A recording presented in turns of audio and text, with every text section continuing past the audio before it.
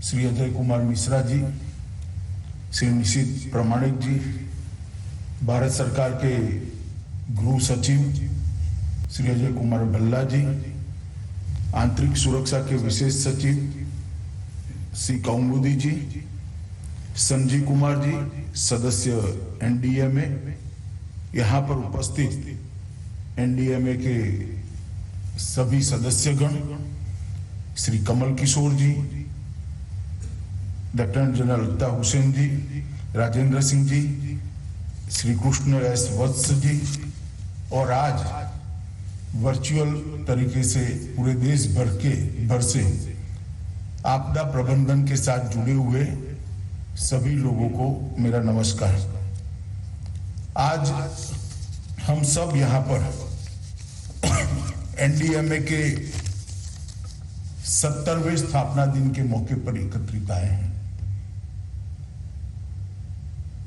मुझे बताया गया कि आज आपने हिमालयन क्षेत्र के अंदर आपदा के प्रभावों का अध्ययन करने के लिए एक परिचर्चा का भी आयोजन किया है। सबसे पहले तो मैं आपको विषय चुनने के लिए बहुत बहुत बधाई देना चाहता हूं, क्योंकि विगत 2 सालों में हिमालयन क्षेत्र में आपदाओं का फ्रीक्वेंसी जिस प्रकार से बढ़ा है और जिस प्रकार से आने वाले दिनों में बढ़ने की संभावना है, आपने इसको उचित तरीके से ही आज के विषय के रूप में चुना है। मुझे पूरा भरोसा है कि एनडीएमए का जो काम करने का तरीका है और चीजों को लॉजिकल एंड तक ले जाने की जो परंपरा है, इस विषय को भी आप बहुत अच्छे तरीके से चर्चा भी करेंगे, इसमें से निष्कर्ष भी निकालेंगे और निष्कर्ष के आधार पर अमल हो सके इस प्रकार की कुछ योजनाएं भी बनाएंगे। आज जब हम यहाँ एनडीएमए के 70वें स्थापना दिन पर इकट्ठा आए हैं, तब मैं इतना जरूर कहना चाहता हूं, एनडीएमए और इंप्लीमेंटिंग एजेंसी के नाते एनडीआरएफ और एसडीआरएफ ने ये 17 सालों के अंदर देश के आपदा प्रबंधन के इतिहास को बदलने का काम किया है और पूरे देश की संवेदनशीलता आपदा प्रबंधन के काम के साथ जोड़ने का काम किया है। ये बहुत बड़ी उपलब्धि है। 130 करोड़ के देश के अंदर और एक ऐसा देश जहां हर राज्य के अंदर अलग अलग प्रकार के मौसम का उपस्थिति हो, ढेर सारी नदियां, ढेर सारे पहाड़, इतना लंबा सागर किनारा, और वहां पर अगर संवेदनशीलता जनता की, समाज की हम जागरूक नहीं कर पाते और आपदा से बचने के लिए वैज्ञानिक व्यवस्थाओं का सूत्रपात नहीं कर पा सकते और वे वैज्ञानिक व्यवस्थाओं को नीचे तक स्वीकारने की मानसिकता नहीं तैयार कर पाते हैं, तो मैं मानता हूं कि बहुत बड़ी मानव हानि का, जान हानि का, इंफ्रास्ट्रक्चर की हानि का हमने तैयारी रखना पड़ता है। मगर इस 17 साल के अंदर ढेर सारा परिवर्तन इस क्षेत्र के अंदर आया है। मित्रों, मैं बाद में बात करूंगा, आज 2 नए इनिशिएटिव, इस विषय पर बाद में बात करूंगा, मगर आज जो 2 नए इनिशिएटिव होने जा रहे हैं, यहां पर शुरू होने, एनडीएमए शुरू करने जा रहा है, इसके लिए मैं जरूर थोड़ी बात करूंगा। आपदा मित्र और कॉमन अलर्ट प्रोटोकॉल, आपदा मित्र के लिए मैं विशेष बात करना चाहता हूं, क्योंकि मैं मानता हूं कि यह सबसे बहुत महत्वपूर्ण चीज है। एनडीएमए का काम है दुनिया भर में आपदा के जोखिम को न्यूनतम करने के लिए जो कुछ भी रिसर्च हुए हैं, जो कुछ भी अच्छी प्रैक्टिसेस अमल में लाई गई हैं, इसका स्टडी करना, इसको हमारे देश की परिस्थिति और हमारे देश की चुनौतियों के हिसाब से परिवर्तित करना, उसको एक कार्य पद्धति में ढालना और उसको लोगों के बीच में ले जाना।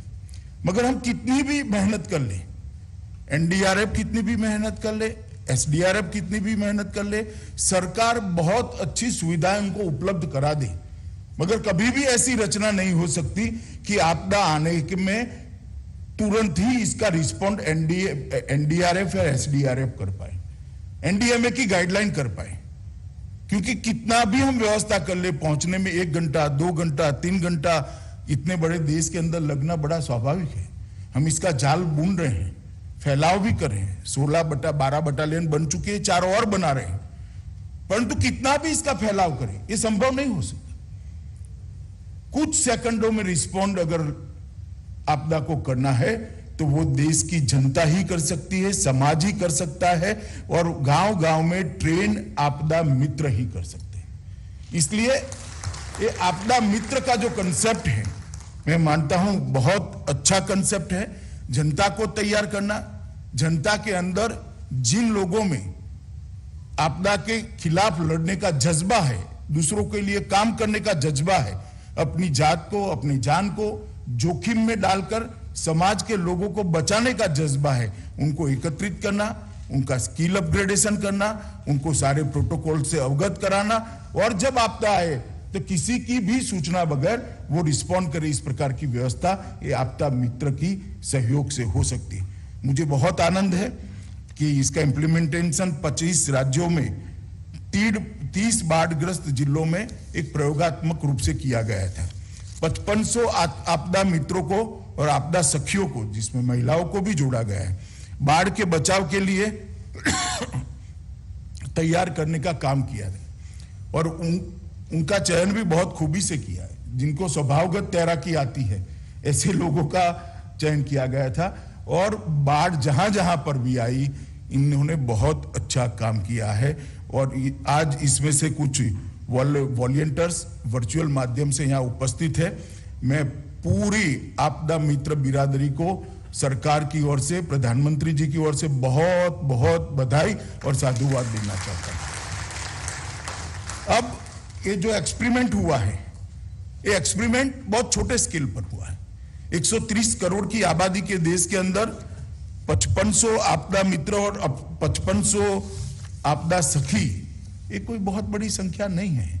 इससे हम पूरे देश को नहीं कवर कर सकते, इसलिए 350 आपदा से प्रभावित होने वाले जिलों में आपदा मित्र स्कीम को हम लागू करने जा रहे हैं। और ये शुरुआत मैं मानता हूं कि सबसे महत्वपूर्ण शुरुआत अब तक 17 सालों में जो हुआ है, इसको वैज्ञानिक तरीके से कैसे इसके सामने लड़ा जा सकता है। ढेर सारे प्रोटोकॉल, ढेर सारे एसओपी बनाए गए, परंतु प्रोटोकॉल और एसओपी को जमीन पर उतारने के लिए, प्रोटोकॉल और एसओपी को तुरंत कुछ सेकंड में रिस्पॉन्ड करने के लिए अब 350 जिलों में ये व्यवस्था हो जाएगी। और भारत सरकार ने एक बहुत बड़ा निर्णय किया है कि सारे वॉलंटियर्स का बीमा भी भारत सरकार लेने वाली है, जिससे कम से कम एक प्रकार की आश्वस्तता उनके मन के अंदर रहेगी, उनके परिवार के अंदर भी रहने वाली। 28 राज्य और केंद्र शासित प्रदेशों ने इस योजना के साथ, एनडीएमए के साथ इस योजना के लिए एमओयू किया है। मुझे लगता है कि बहुत बड़ा कदम है, और जो कुछ छूट गए हैं, बच गए हैं, वहां पर भी मुझे लगता है बहुत जल्दी करना चाहिए। इसी प्रकार से मेरा ही आग्रह था, मैं जब एनडीएमए की बैठक में रिव्यू कर रहा था, कॉमन अलर्ट प्रोटोकॉल को भी हमने बहुत अच्छे तरीके से पॉपुलर करना चाहिए। ढेर सारी चीजें एनडीएमए ने ढूंढी है, जैसे बिजली गिरने की एग्जैक्ट जगह के बिजली गिरने से 6 मिनट पहले हम अलर्ट दे सकते हैं, कुछ घंटे पहले कुछ बड़े एरिया का अलर्ट दे सकते हैं, मगर आज भी बिजली से जाने जाती है। हमने शीतलहर और गर्मी की लहर के लिए कार्य योजना बनाई है, मगर इसका इंप्लीमेंटेशन नहीं होता है। अगर एक अर्ली वार्निंग जनरेट करने की एजेंसियां और इस प्रकार का अलर्टनेस अगर हो जाता है तो मैं मानता हूं जाने बचाई जा सकती है। मित्रों, भारत में आपदा प्रबंधन का प्रवास, जर्नी थोड़ी लेट ही शुरू हुई। 1990 के दशक में international decade for natural disaster संयुक्त राष्ट्र ने घोषित किया। इसको रिडक्शन करने के लिए दशक को ही घोषित किया। तब जाकर 1995 में तत्कालीन राष्ट्रीय आपदा प्रबंधन केंद्र की स्थापना हुई और कृषि विभाग के अंतर्गत शुरू हुआ। क्योंकि उसके पहले कृषि विभाग ही इसको देखता था, मगर राहत के काम के लिए कृषि विभाग देखता था, आपदा से बचाव के लिए नहीं देखता था। खैर, मगर एक अच्छी शुरुआत हुई।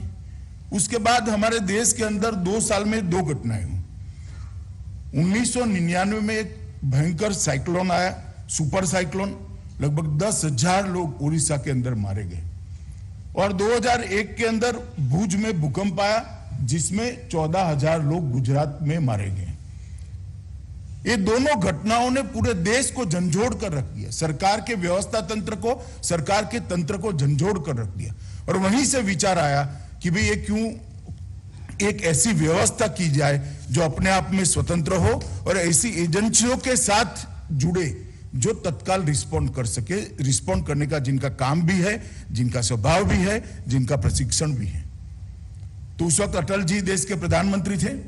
उन्होंने एक टास्क फोर्स का गठन किया और संयोग से उसी वक्त मोदी जी गुजरात के मुख्यमंत्री थे। उन्होंने भी गुजरात के अंदर इस पर बहुत ढेर सारा चिंतन किया। अटल जी के साथ भी उस वक्त मुझे बरोबर याद है, मैं उनकी मंत्रिपरिषद में था, ढेर सारा संवाद भी हुआ था और इसको एक मूर्त रूप देने की बात शुरू हुई और एक रिपोर्ट बनाने के लिए टास्क फोर्स का गठन हुआ और अंत में 2005 के अंदर एनडीएमए की स्थापना की गई, जो जिसके अध्यक्ष प्रधानमंत्री होते हैं और संबंधित मुख्य मंत्रियों की अध्यक्षता में एसडीएमए भी बना। एक्चुअल में तो इसकी शुरुआत भोपाल त्रासदी के बाद हो जानी चाहिए थी। भोपाल त्रासदी एक ऐसी घटना थी जिसने देश को झंझोड़ कर रखा। 8,000 लोगों की मृत्यु एक ही शहर के अंदर होना और गैस लीकेज से होना, ये मैं मानता हूं बहुत बड़ी घटना थी। खैर, मगर देर आए दुरुस्त आए। अटल जी के समय पे शुरू हुआ, यूपीए के समय में इसकी स्थापना हुई और आज 17 साल की जर्नी में पीछे मुड़कर देखते हैं तो हमने काफी बड़ी मंजिल काट कर आज यहां पर खड़े हैं। मगर आगे देखते हैं तो बहुत बड़ा रास्ता काटना भी बाकी है। अभी संतुष्ट होने के स्टेज पर हम नहीं पहुंचे हैं। मेरा मानना है आपदा प्रबंधन का तंत्र देश में इस प्रकार से होना चाहिए कि कितनी भी घोर आपदा हो, एक भी व्यक्ति की जान न जाए, इस प्रकार का तंत्र बनाना हमारा लक्ष्य होना चाहिए। और देश के प्रधानमंत्री जी ने भी हमारे सामने यही लक्ष्य रखा है। मगर अप्रोच में जो बदलाव आया है, इसके बहुत अच्छे परिणाम मिले हैं। जैसे मैं बता सकता हूं कि मैंने कहा 1999 के साइक्लोन के अंदर 10,000 लोग मरे गए। इस एक ही वर्ष के अंदर 3 साइक्लोन आए हैं। मृत्यु का आंकड़ा 50 से ज्यादा नहीं है। 50 कोई कम नहीं है, मगर मैं तुलनात्मक दृष्टि से क्योंकि हम बहुत एडवांस में इसकी वार्निंग दे देते हैं। वहां से लोगों को बचाने का काम होता है। कच्ची झोंपड़ियों में रहने वाले लोगों को बाहर निकाल दिया जाता है, सलामत स्थानों पर बसाने की व्यवस्था होती है और राज्यों ने भी इसके लिए बहुत अच्छा तंत्र खड़ा किया है। केंद्र और राज्य मिलकर बहुत कम संख्या करने में सफल हो पाए हैं। ये 17 साल की हमारी यात्रा में, जर्नी में, इसका हमने साच अर्थ में आज अगर क्रिटिक एनालिसिस भी करें तो हमें संतोष प्राप्त हो। इस प्रकार का काम एनडीएमए के नेतृत्व में, एनडीआरएफ के नेतृत्व में हुआ है और एक पूरा दृष्टिकोण बदला गया। पहले आपदाओं के लिए सरकार का अप्रोच राहत केंद्रित अप्रोच था। आपदा चली जाए, बाद में सबको मदद करो, उनको कैश डोल दो, बसाने की व्यवस्था करो, खाना दे दो, अगर हैजा फैलता है तो इसकी दवाइयों की व्यवस्था करो। इस प्रकार के दृष्टिकोण से आपदा को देखा जाता था। अब अर्ली वार्निंग, सक्रिय निवारण, पूर्व तैयारी आधारित समन और मिनिमम जान का नुकसान, ये अप्रोच में जो बदलाव आया है, मुझे लगता है इसको हमें कंटिन्यू करना है और 0 नुकसान तक पहुंचाने की हमने व्यवस्था करनी चाहिए। मैं एनडीआरएफ के लिए भी जरूर कहना चाहूंगा कि कोई भी तरीके से, कोई भी डायमेंशन से, कोई भी दृष्टि से एनडीआरएफ और एसडीआरएफ के कामों की समीक्षा करें तो सबसे बड़ा काम एनडीआरएफ ने किया है कि देश की जनता में विश्वास पैदा करने का काम किया। कहीं पर कोई भी बड़ी आपदा आती है, एनडीआरएफ के ड्रेस में जवान पहुंचते ही जो लोग अधर में लटके हैं, फंसे हैं, उनको लगता है कि अब बस हम बच जाएंगे। मैं मानता हूं ये क्रेडिबिलिटी त्याग के अलावे नहीं हो सकती, कठोर परिश्रम के अलावे नहीं हो सकती, अनुशासन के अलावे नहीं हो सकती, और सतत ट्रेनिंग के अलावे भी नहीं होती। सातत्यपूर्ण ट्रेनिंग से ही ये काम हो सकता है, क्योंकि ट्रेनिंग से थ्योरी तो सिखाई जा सकती है मगर क्लासरूम में बैठकर, परंतु किसी के लिए अपनी जान जोखिम में डालने का संस्कार डालना ये बहुत बड़ा काम है। और मैं मानता हूं एनडीआरएफ ने ये बहुत अच्छे से किया है और अब ये धीरे धीरे एसडीआरएफ में भी परकोलेट हो रहा है। और हम सब के लिए ये बहुत बड़ी धरोहर है, हम सब के लिए बहुत बड़ा आश्वस्ति का कारण बना हुआ है। मैं फिर से एक बार एनडीआरएफ और एसडीआरएफ के सभी कर्ता धर्ता और सभी जवानों को विशेषकर बहुत बहुत बधाई देना चाहता हूं कि आप पर जो भरोसा बना है, ये परंपरा को आप आगे बढ़ाएंगे, इसका मुझे विश्वास है। और तेजी के साथ और मजबूती के साथ और पैनेपन के साथ आप आपदा के सामने लड़ने की बात को जारी रखेंगे। मित्रों, 2016 में मोदी जी ने एनडीएमपी की शुरुआत की, राष्ट्रीय आपदा प्रबंधन योजना की, और देश में तैयार की गई पहली राष्ट्रीय योजना का एक उन्होंने खाका रखने का काम करा। बाद में सेंडाई आपदा जोखिम न्यूनीकरण फ्रेमवर्क को चलते ये योजना बनाई गई है, और मुझे लगता है कि इसके अंदर जोखिम और जान मान के नुकसान को कम से कम करने के सभी पहलुओं को हमने कवर कर लिया है।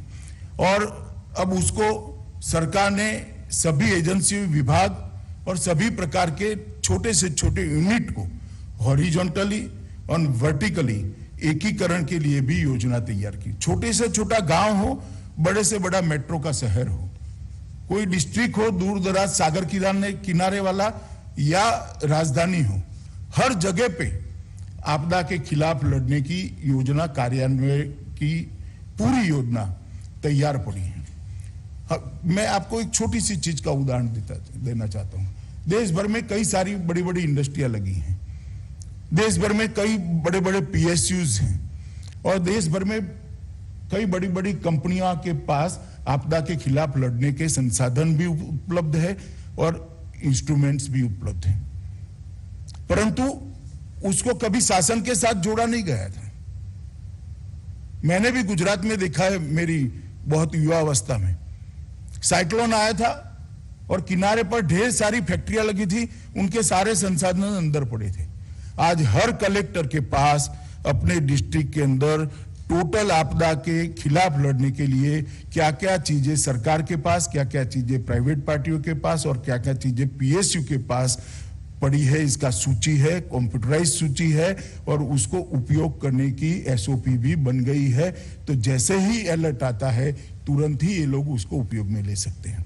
बहुत छोटी चीज है, खर्च करने वाले ने कर रखा है, मगर जब आपदा आती थी तो उपयोग में नहीं आता था। ये योजना बनने के कारण ये सारी चीजों का उपयोग आज हो रहा है और इससे जान हानि कम से कम हो रही है। मैं मानता हूं कि बहुत बड़ा काम है। 2016 से अब तक पहले सिर्फ 9 आपदाओं का समाधान एनडीएमए ने प्रस्तुत किया था, अब 8 और आपदाओं का समाधान प्रस्तुत किया है। टोटल 17 प्रकार की आपदाओं के खिलाफ लड़ने के लिए कार्य योजना एनडीएमए ने लोगों के सामने रखी है। और मोदी जी ने जो आपदा जोखिम न्यूनीकरण के लिए एक 10 सूत्रीय कार्यक्रम 10 पॉइंट्स प्रोग्राम दुनिया के सामने प्रस्तुत किया था, मैं मानता हूं भारत की तो पूरी जिम्मेदारी है कि हम इसको अच्छे से करें। और ये सब चीजों का हमें परिणाम भी मिल रहा है। जैसे मैंने कहा कि उड़ीसा का साइक्लोन में 10,000 लोगों की जानहानि, और अभी जो साइक्लोन आए हैं इसके अंदर जानहानि की तुलना सीधी की जा सकती है, मगर हमने जीरो के लक्ष्य की ओर आगे बढ़ना है। आपदा के प्रबंधन के काम में लगे हुए सारे,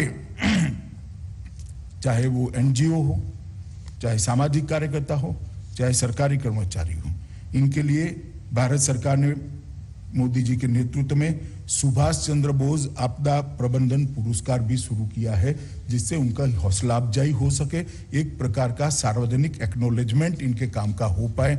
मुझे आनंद है कि इससे भी बहुत अच्छा वातावरण की निर्मित होगी और हौसला बढ़ेगा। पिछले 2 साल में हम थोड़ा एनालिसिस करें तो ढेर सारी उपलब्धियां हमने प्राप्त की हैं। ये 2 साल के अंदर ही बहुत जगह पे साइक्लोन भी आए, बाढ़ भी आई, भूस्खलन का तो सबसे अब तक का सब रिकॉर्ड टूट गया, इतने भूस्खलन आए। और महाराष्ट्र जैसे राज्य में पहली बार भूस्खलन देखने को मिल रहा है। बहुत पहले शायद कभी हुआ, तो मेरी तो स्मृति में नहीं आता कि महाराष्ट्र में भूस्खलन से जान गई हो। मगर फिर भी ये 2 साल में हर जोखिम के सामने हम बहुत सफल तरीके से लड़े हैं और एनडीआरएफ को इसके लिए जितनी भी बधाई दी जा सके वो कम है। और सरकार ने भी जोखिम के खिलाफ लड़ने के साथ साथ राहत के काम को नजरअंदाज नहीं किया। भारत सरकार, उनके गृह मंत्रालय ने अभी फैसला लिया है, आईएमसीटी की जो टीमें पहले जाती थी, पूरी बाढ़ जाने के बाद, पूरा साइक्लोन जाने के बाद, सूखा समाप्त होने के बाद राज्य अपना असेसमेंट करता था, असेसमेंट लेकर यहाँ भेजता था, फिर यहाँ से एक टीम जाती थी, वो असेसमेंट का सत्यापन करती थी और बाद में उनके पास राहत। तब तक तो ढेर सारा समय चला जाता था। अभी प्रोएक्टिव स्टेप लेकर मोदी जी के नेतृत्व में गृह मंत्रालय ने तय किया है कि कोई रिपोर्ट की जरूरत नहीं है, हम एक एडवांस टीम आईएमसीटी की भेजते हैं जो प्राथमिक अंदाज लगाकर एक तत्काल राहत वो राज्य को भेजती है, जिससे आपदा की असर अभी चालू है तभी इनको सपोर्ट मिल जाता है। हमने राहत के काम को भी नजरअंदाज नहीं किया है और इसके कारण आज ढेर सारा परिवर्तन देखने को मिलता है। 2019-20 में 19 आईएमसीटी की टीमें 17 राज्यों में गई, 2020-21 में 14 स्टेट के अंदर और यूटी के अंदर 22 टीमें गई। मैं मानता हूं कि यह बहुत बड़ी उपलब्धि है और राज्य और केंद्र मिलकर एनडीआरएफ के तहत और एसडीआरएफ के तहत लगभग 53,000 करोड़ और 60,000 करोड़ एसडीआरएफ के तहत 1,10,000 15,000 करोड़ से ज्यादा बड़ी राशि इस काम के लिए देने का काम नरेंद्र मोदी सरकार ने किया है।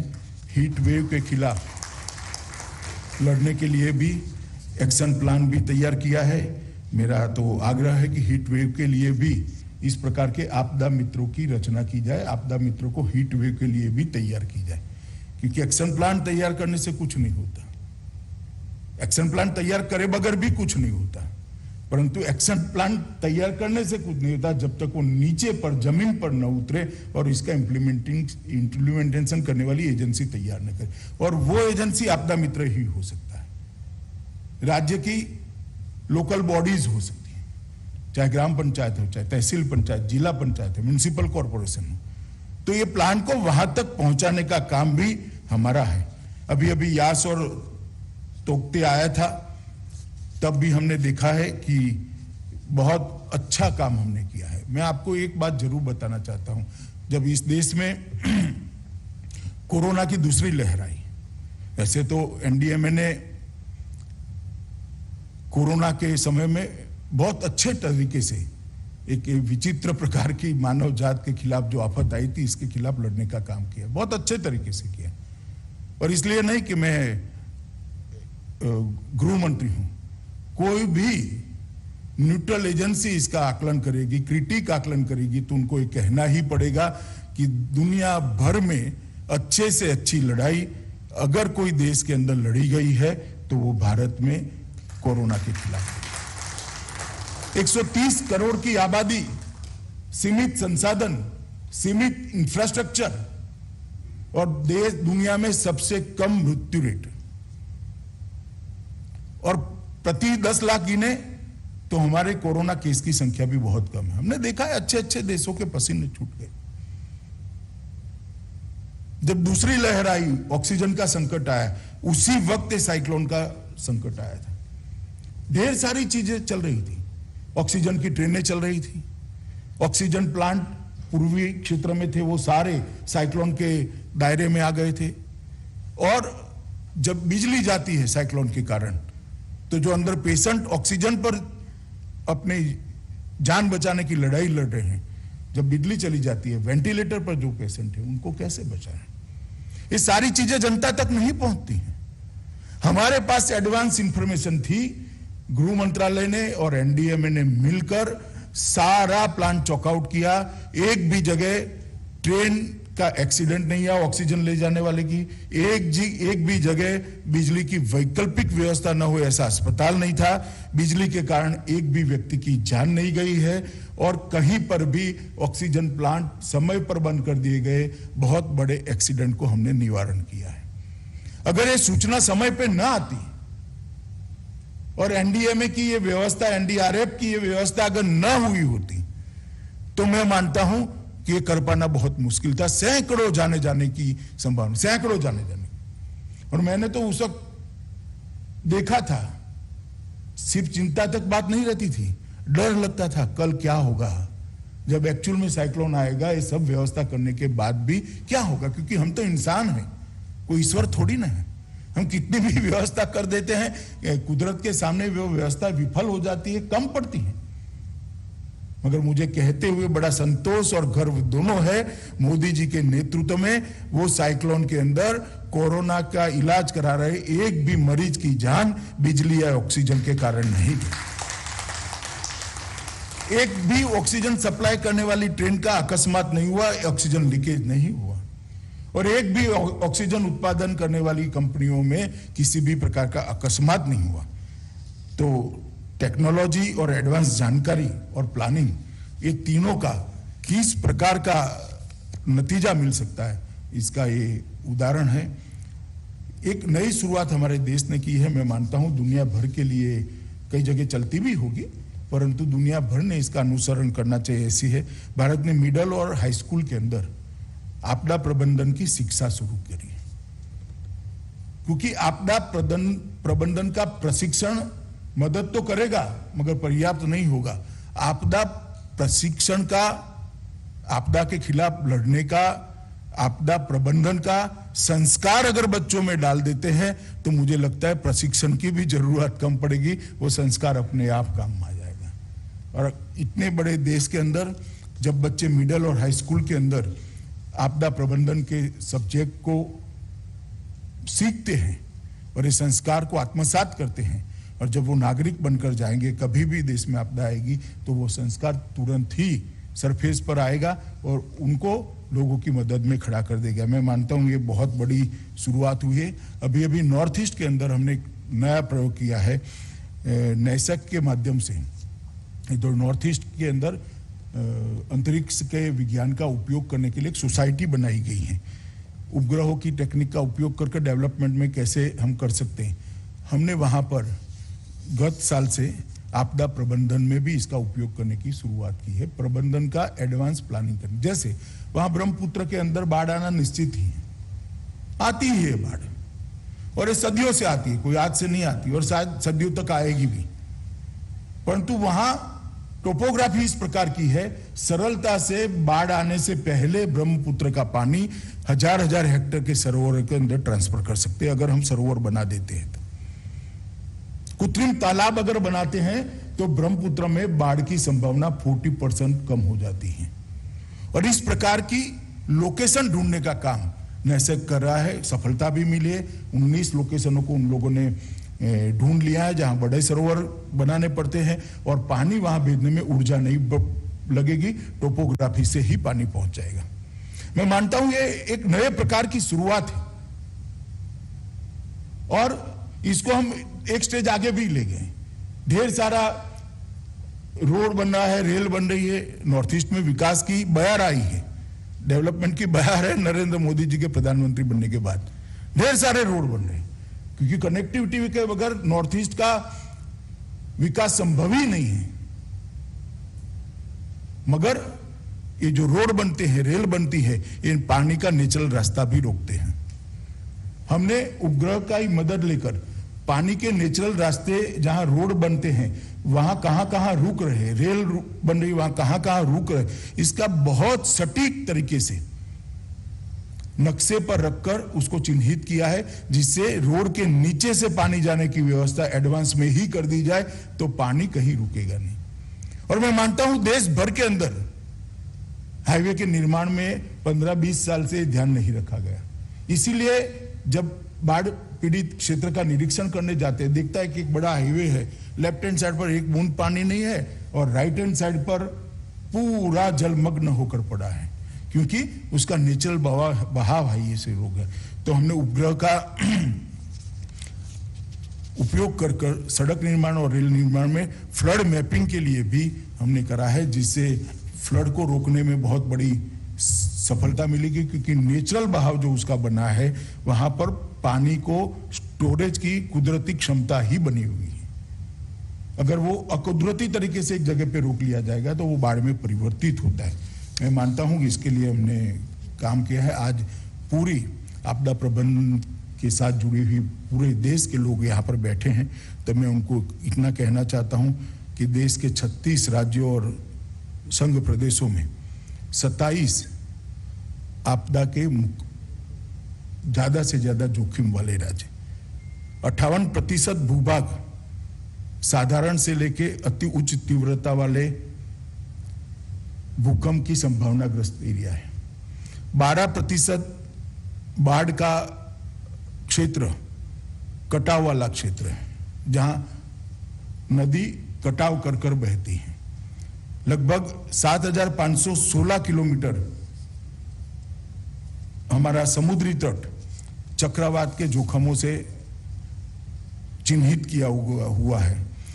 कृषि योग्य क्षेत्रफल में से 68% भूभाग हर तीसरे साल वहां पर सूखा आता है।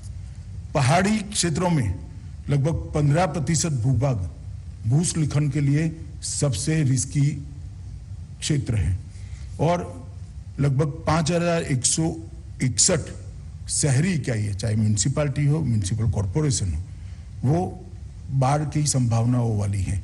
उस वक्त हमारे देश के अंदर आपदा प्रबंधन बहुत बड़ी जिम्मेदारी का काम है और देश ने अपने स्वभाव में इसको स्वीकार करना पड़ेगा, अपने संस्कार में इसको आत्मसात करना पड़ेगा। और मोदी जी के आने के बाद बहुत सारा काम हुआ है। मोदी जी ही एक ऐसे व्यक्ति थे, जब गुजरात में वो मुख्यमंत्री थे तब आपदा क्यों आती है इसको एड्रेस करना शुरू किया था। जलवायु परिवर्तन और ग्लोबल वार्मिंग दोनों को एड्रेस करने के लिए हमारे यहाँ गुजरात में देश में सबसे पहला क्लाइमेट चेंज डिपार्टमेंट ये सरकार की व्यवस्था में अस्तित्व में लाने का काम नरेंद्र मोदी जी ने किया था। क्योंकि आपदा का प्रबंधन करना एक बात है, आपदा न आए ऐसा प्रबंधन करना दूसरा काम है। तो इसके लिए भी देखना पड़ेगा।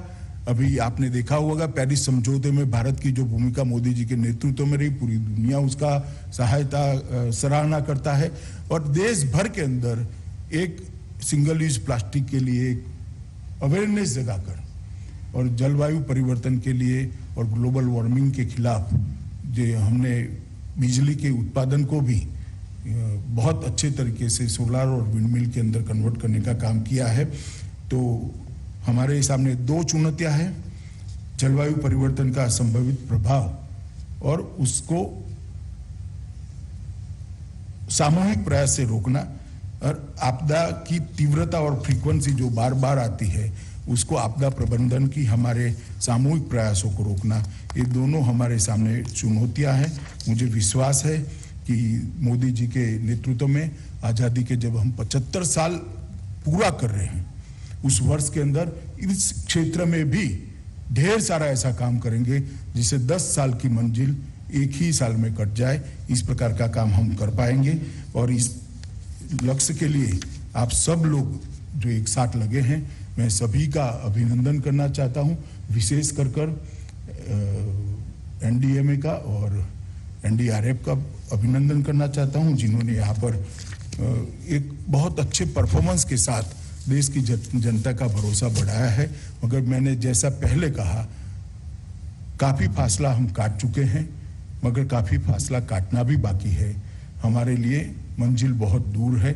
इस लक्ष्य की ओर द्रुत गति से आगे बढ़े, ऐसी आप सबको शुभकामनाएं देकर मेरी बात समाप्त करता हूं। भारत माता की जय।